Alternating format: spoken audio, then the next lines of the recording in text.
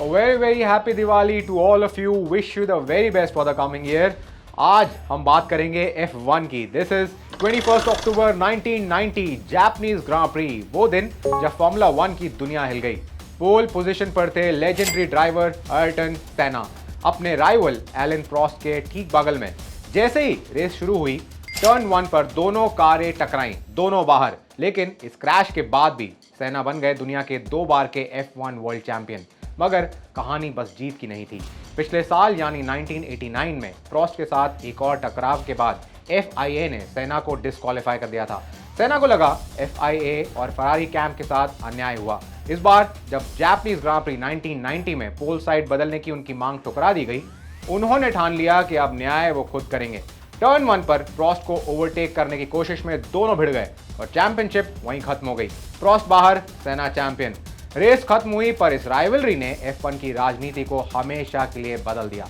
इस कहानी का सबसे भावुक अध्याय आया कुछ साल बाद 1994 में सैन मारिनो ग्रां प्री के दौरान. सेना अब तक 3 बार के वर्ल्ड चैंपियन बन चुके थे, लेकिन उस दिन इमोला सर्किट पर उनकी कार कॉर्नर में 218 किलोमीटर पर आवर की रफ्तार से दीवार से टकरा गई.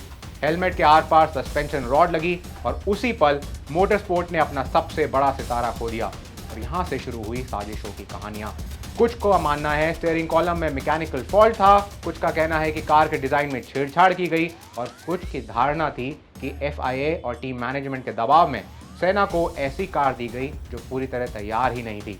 एक दिल दहला देने वाली बात, रेस से पहले सेना ने अपने दोस्तों से कहा था, मुझे बहुत अजीब लग रहा है. कल रोलैंड, जो कि उनके साथी ड्राइवर थे, उनकी मौत हो गई थी और उन्होंने कहा, मुझे नहीं पता लेकिन कुछ सही नहीं लग रहा. और अगले ही दिन वो चले गए.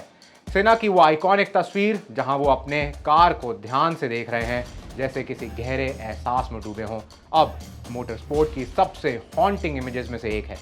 कल फिर मिलेंगे. Keep watching sports time machine. Siddharth महान.